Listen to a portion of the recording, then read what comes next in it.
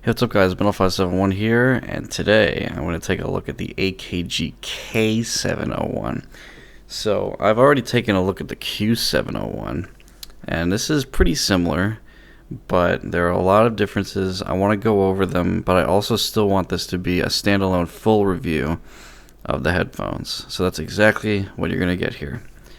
So, the AKG K701. This is kind of like the third and least popular of the mid-fi trio, which is the Beyerdynamic DT880, the Sennheiser HD600 or HD650, and this guy, the K701. So what is this intended for? This is a reference open back dynamic headphone, which means that it leaks like crazy and is not intended for anything other than home use or studio use. It is intended to be close to neutral so that you can pick out flaws in a recording and fix them as a second reference in addition to your studio monitor speakers. Now, it does accomplish exactly that pretty well in my opinion. It's not the most colorless headphone I've ever heard. But the fact that it's not the most colorless headphone is actually a plus for me personally. I prefer this headphone over the other two mid-fi trio members, and I'll explain why in a little bit. Before we get to that, let's talk about the physical design as usual. So this is mostly plastic, actually. It looks better in photos, and then when you first put it in your hands, it really feels substantial, but it's still plastic. So you got to keep that in mind. The advantage to that is it's actually quite light and fits on your head pretty nicely. This specific version, there are a couple of versions of this headphone. This guy is an early 2008 made in Austria K701 with a 7-bump headband. The later ones had 8 bumps, and then they got rid of the bumps completely, I think. I'm not sure when those, the transition periods for those design changes happened, but they definitely did happen, and it's been documented now. So this guy is a little bit different than the absolute early stuff, which I hear had had 2 layers of foam inside underneath the ear pads.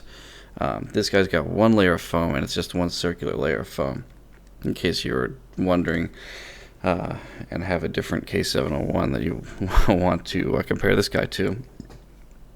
So I picked this guy up specifically because it was an Austrian K701, and I like the build quality of AKG's Austrian headphones. They're made in China now, if you were to buy one on Amazon. Honestly, I don't think the quality has suffered that much, but this is an old headphone. It's been really well taken care of, and I bought it used off of a Redditor.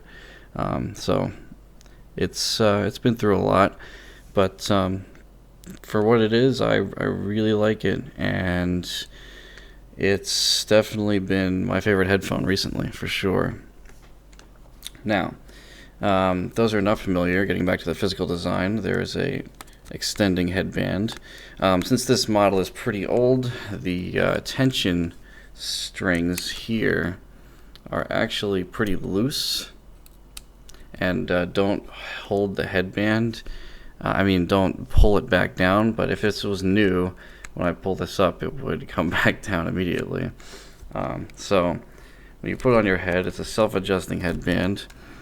Just put it over your head like this, pull it down until it feels comfortable, and let go of it. I actually have to wear it at full max adjustment. I don't know. I don't know if my head is big, but I've heard that a lot of people actually have to wear this thing with the adjustable headband all the way up. That's just the way it is. But yeah, I think it's really comfortable especially because this one has really loose strings on it, which is not a problem because it stays on my head really well. But it also prevents the bumps from pushing down on your head a lot. I had a Q701, that was brand new. A lot more tension on the headband on that. So that's a little different with this older model. I actually think of it as a bonus of the wear and tear on it rather than something being a problem.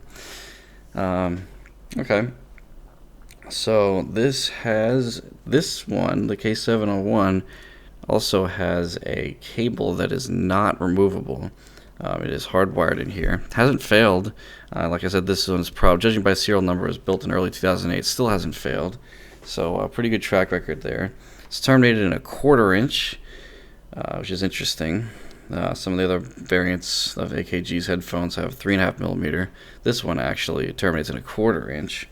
Not a problem for me since I plug it into a shit Magni headphone amplifier anyway. But there's also adapters. It does come with an adapter, I believe. I don't have it on hand, but there is a 1/4 inch to 3.5 millimeter adapter available. It should come in the box. The other thing that it comes with is this, which I think is really cool. They give you it's honestly kind of cheap, but they give you a headphone stand in the box. And it looks pretty cool when you put it on there.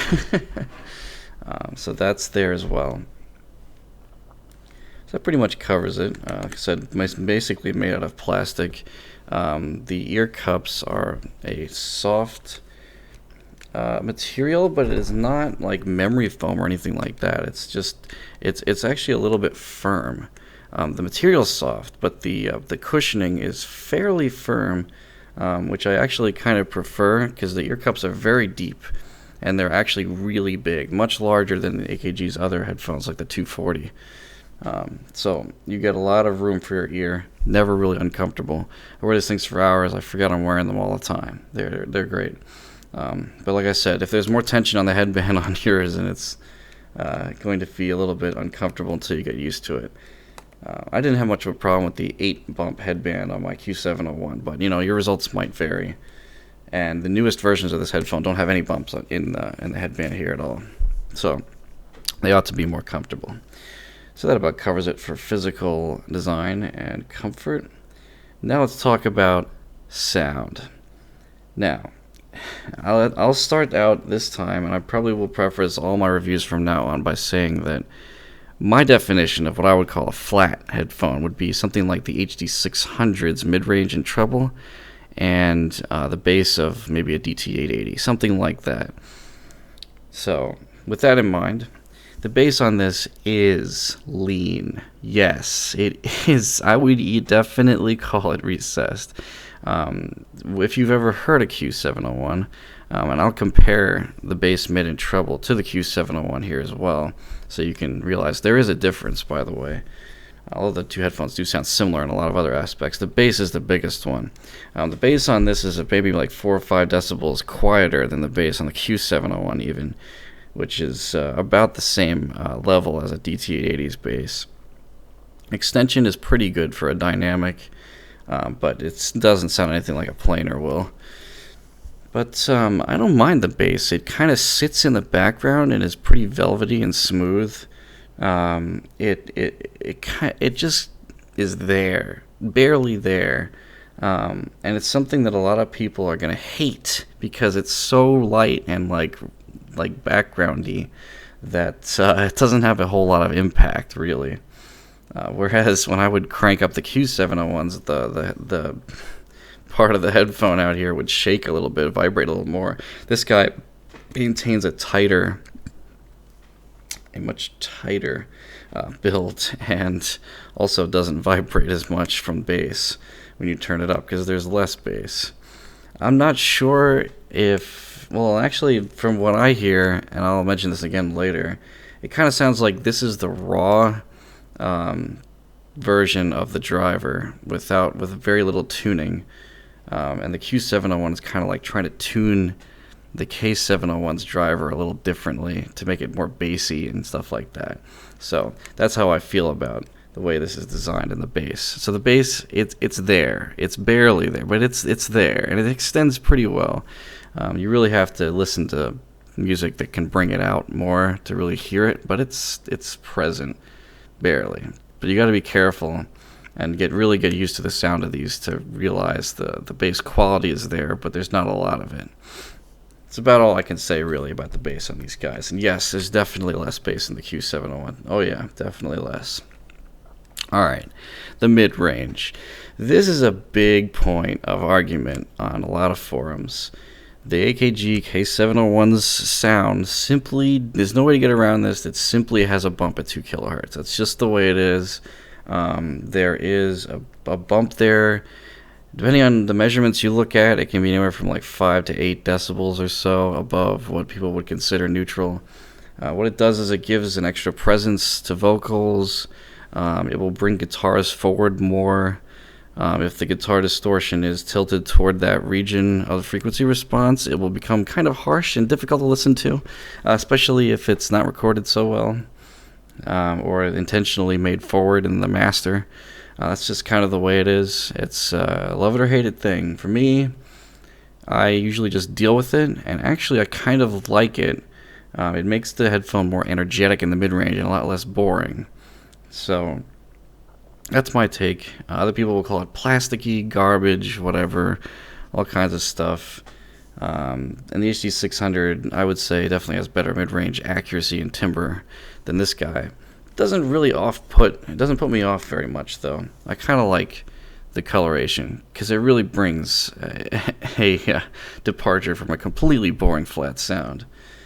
But for a professional engineer, it's either something you have to get used to, or you should just get a different headphone if you don't really like it, or you can't get used to hearing the headphone that way. Other than that, mid-range is very flat, not forward, not like a 7506, nothing like that. The mid-range is basically identical sounding between these and the Q701, despite the fact that they measure a little differently. It really sounds almost exactly the same, just a 2K bump by 5 dB or so, and that's really it. Otherwise, pretty much flat. But it's a cold analytical headphone, so that's the way it is. But yeah, the 2 kilohertz coloration is well known, and it is definitely present. So like I said, love it or hate it. It's kind of one of those things where you have to hear this headphone for a while on a bunch of different genres to really know if you like the mids. But for me, I think they add a nice energy. So the treble. The treble does have a low treble spike in it, kind of like a biodynamic in a way. But despite that, this sounds more detailed, more extended, and with more energy above 10 kilohertz than the DT880, for sure. No question about that. The HD600 is even more detailed, in my opinion, because it doesn't have a spike in the low treble. Both the DT880 and the K701 are both voiced with a small spike in the low treble. This is kind of the way they are. It's right in the sibilance region, but that spike is much less energy on these guys than it is on the DT880. So the whole overall sound and the treble and the mids come forward as a very analytical, very cold, like just very, very analytical, clinical sound. That's the way these are. Very similar to the Q701. Again, pretty much the same treble, almost the same treble. I thought the Q701 had a little bit more of the low treble spike, but I don't know. It could have just been the song or my hearing memory collapsing within those seconds of comparing them head to head. But yeah, the treble detail is fantastic. Above 10 kilohertz, there's lots of detail, lots of energy, and it just sounds gorgeous. Voices sound true to life. I mean, once your ears get used to the 2 kilohertz coloration, the mids, just the detail and the air. The air is beautiful. These have lots of air. Those who haven't heard audiophile headphones before probably have no idea what I'm talking about because they've never heard that level of treble quality. But if you're looking for that air between the strings, this is it. It's got a lot of that. They look as airy and as open as they sound. So let's talk about the Soundstage. This is an interesting point. I actually heard an HD650 recently, so I have some idea of what the Soundstage on that kind of sounds like. So here's the difference between the Soundstage of the Sennheiser, the DT80, and this guy. The HD600, HD650 have a small soundstage, but it images well, and the direction is good. It's got a nice side image and a front image. The DT880 also has a really good imaging, but it's a little bit wider sounding. And this kind of trades off the imaging to a bit, and especially the center image is definitely not as present for a massive width of a soundstage. So that's how these sound. So it kind of adds to an exciting overall presentation. You've got the 2 kilohertz mids, a slightly lean bass, and a slightly forward treble. And then you've got this enormous width going on that kind of makes it sound like you're surrounded. I feel like if someone has listened to Dolby headphone before, shuts it off, switches out the headphones for this, they might go looking for that setting to see if it was on or not. It's kind of how I felt listening to a lot of these open backs. So that's really how it is. It is huge, but you're really sacrificing some directionality. Cues are not quite what you're going to get on the other headphones, and things do kind of sound like they're far out there if you directly compare these against some other open backs. It's just the way they are. So I find that presentation kind of exciting and enjoyable, but you may not. But that is what it is. I'm not going to be dishonest. It's a wide soundstage headphone with a cold analytical tone, lots of detail, and that is what it is. That is the K701 in a nutshell. Is it worth it? Only you can decide. But I hope I give a better idea to you, especially if you've heard other headphones, what these are really like to live with. And so that's pretty much everything about the sound quality and the physical design of the K701. I think it's a great headphone. I think it deserves just as much a place as the other 2 contenders in the mid-fight trio. But you may disagree. But I think it's fantastic. I still think the Q701 is a better value. This guy goes for like maybe $250 on Amazon, whereas the Q701 is like $190 last I checked. I don't think it makes any sense to buy this over that unless you really want this specific color scheme. I didn't pay even $200 for this because I bought it used and I got an Austrian one. So that's my thing about these. I just wanted the original AKG, the original design, the 701, the Austrian version, everything. I wanted that, and I wanted that to be a piece in the collection. That's why I have this one. But for most people, get a Q701 if you want to hear this kind of a sound, but with more bass, so that the bass is there. Because for here, it's like you're moving from barely there bass to their bass, but not like boosted at all if you go to the Q701. So I hope that helps you guys. I know this is a long review, but I want it to be pretty thorough. Since this is my current favorite headphone. Of course, there's better stuff out there that I'll probably be hearing soon. But that's the K701. And stay tuned for more reviews.